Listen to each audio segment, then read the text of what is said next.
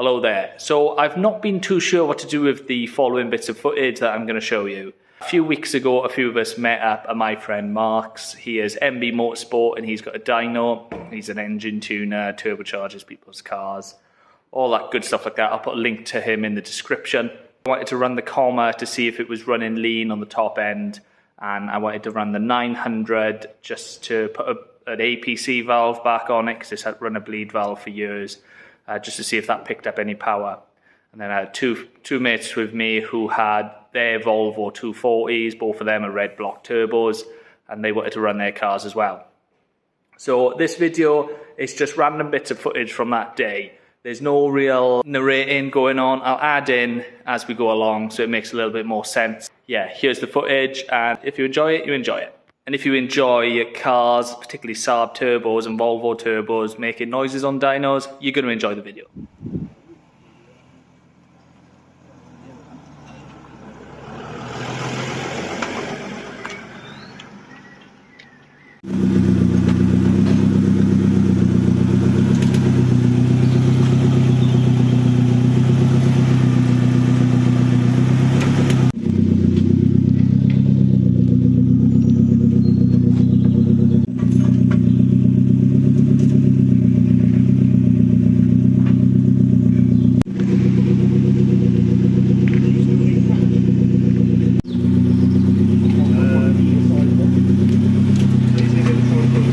Yeah, I need to put one either side of the wheel, so I put it behind the wheel and then put the straps on.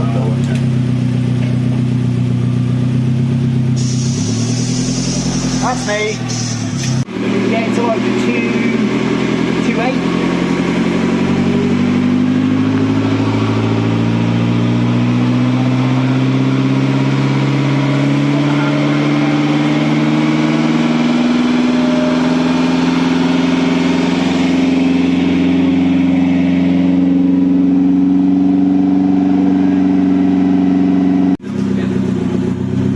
Okay, whenever you're ready. That's your AFR.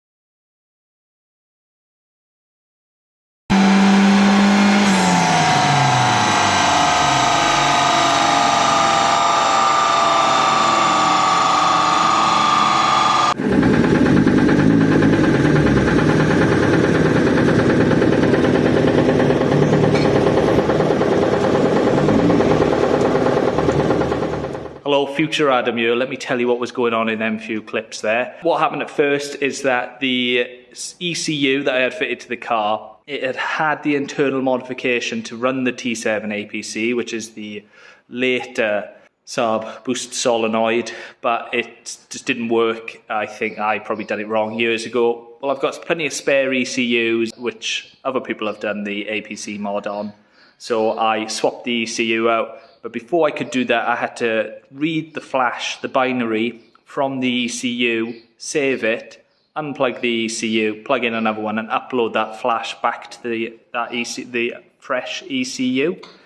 Then once it got on the dyno, we just done a few runs, and what we found is that the boost would make like 1.2 bar and then taper off massively all the way down to like 0.8 bar at like higher up in the rev range. Mark was just saying you've just got a crap wastegate actuator on it. I've got the standard Saab one, it's probably 400 years old.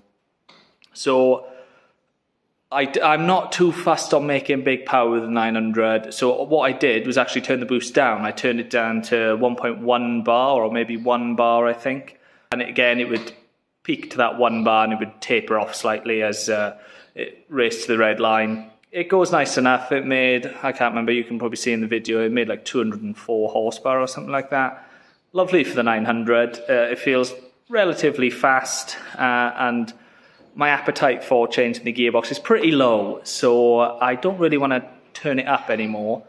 Maybe one day I'll put a better actuator on it and it'll hold the boost 1 bar across the rev range. I should push the power up quite a bit on that. I'd imagine it would make a good 235, 240 there maybe. But maybe that's a job for the future, but in reality I'm not that fussed. The 900 does drive nice, and I've got other cars which I want to turn up and blow up and fix constantly. So yeah, that's it, 900 done. On to the Comma. Yeah, absolutely destroyed the gear. Every tooth came off it. Yeah, that was an expensive bit.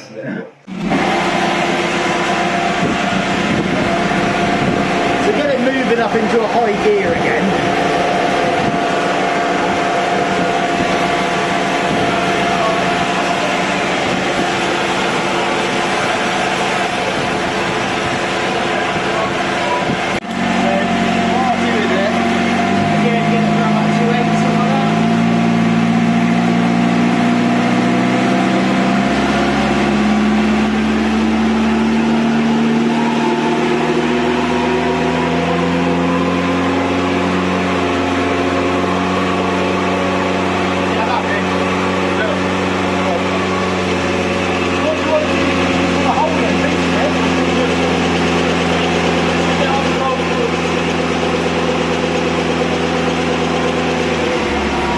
interjection from future Adam here, just so you know what's going on, the little bit of footage that are coming up.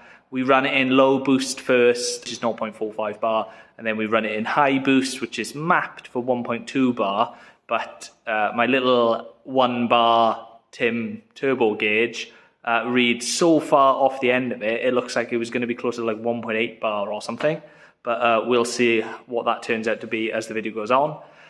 The van as well, it's only got little 185 tyres on it. It'll spin tyres for days, this thing.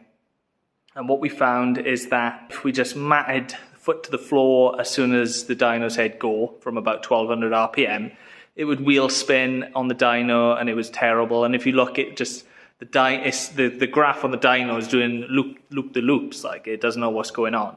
So we found if we let it sort of gentle throttle for the first 500,000 RPM and then matted the throttle, it would actually put out some decent figures. it'll lock up and then just level it.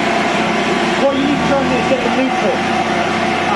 Yeah, if you can, if not, don't worry. The thing will just be shit otherwise. But we'll see how we get on. Can you do a test? Yeah. One for it.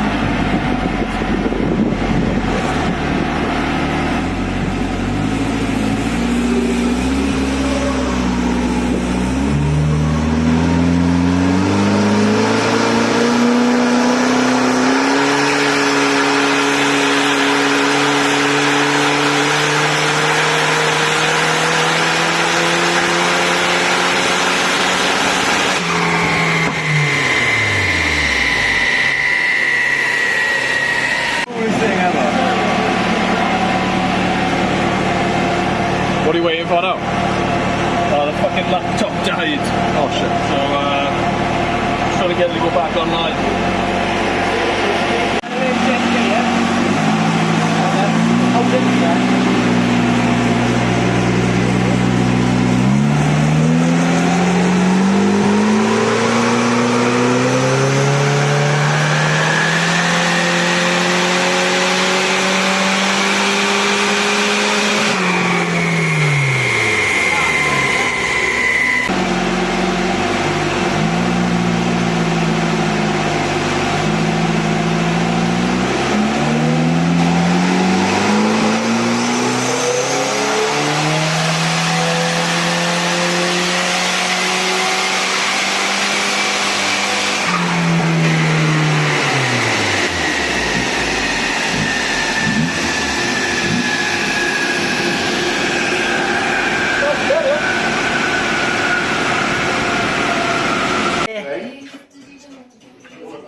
It's better than 126. That was all wheel spin. Right, let's give it another go.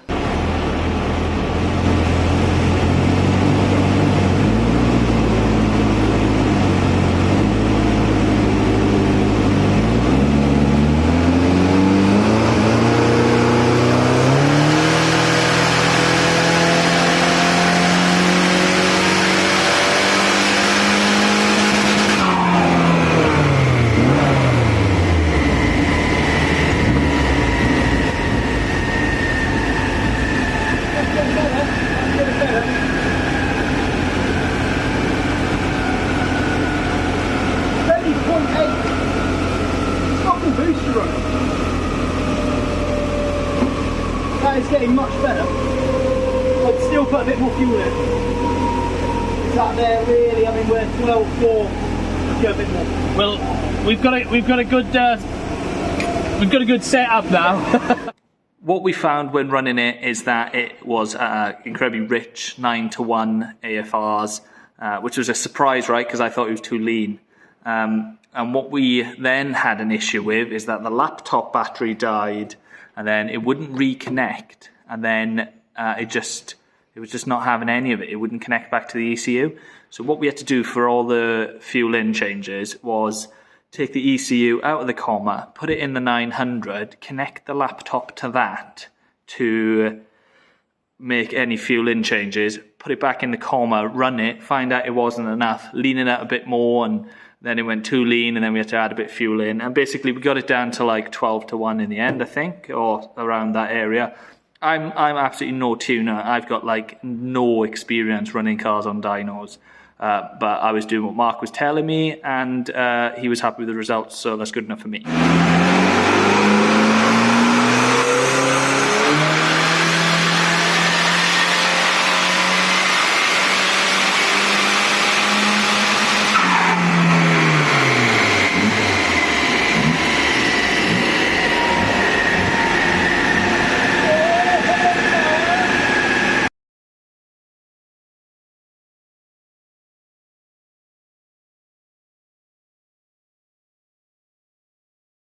So to sum up how the comma performed on the dyno, it was too rich at first. It was like 9:1, and we turned it down to like, I think, just under 12:1 and full boost.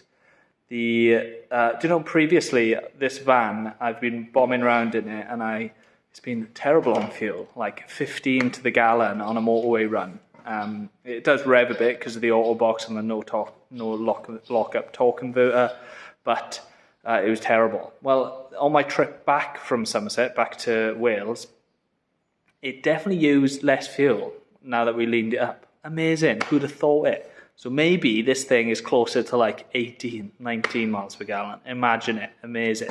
So on low boost at 0.45 bar, which it did make, no problem, it made 178 horsepower on one run, like 180 on the next, which is pretty much where I thought it should be, so happy with that.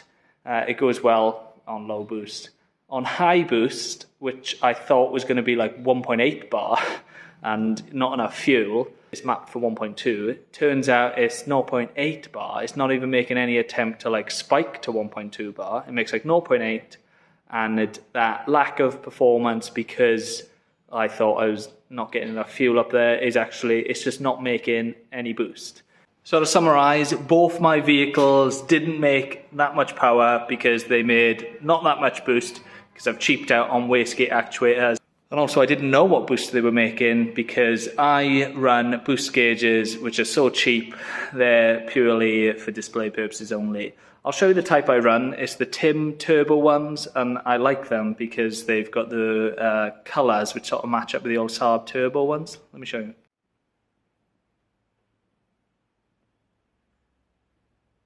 So there it is, a nice and safe 204 horsepower out of the comma.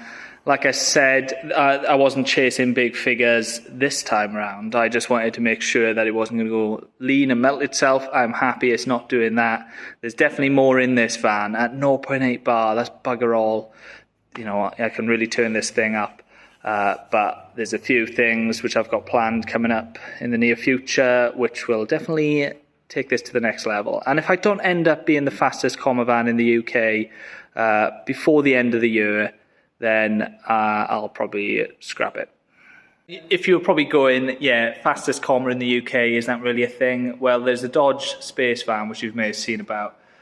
Paul, we chat a bit. He's got a Ford 6.6 litre V8 in it, makes 325 horsepower, and that's got heads and a carb and a camshaft, I think, on it. That's like 50 horsepower per litre. That's mental. Yeah, Paul, I'm coming for you. Paul, I don't think Paul's got much interest in racing me, but yeah, coming for you, Paul.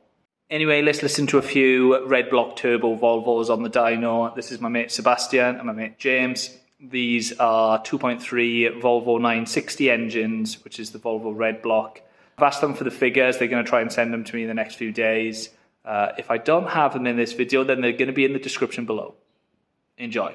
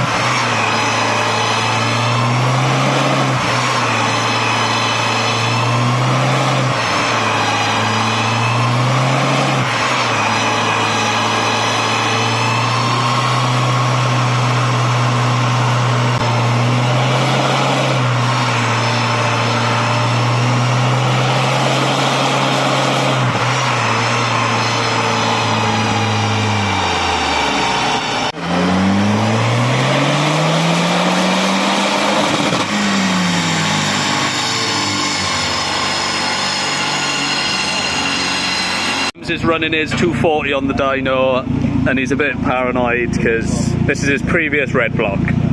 Are those good luck charms? More of a memoir. Sacrifice of the god of horsepower.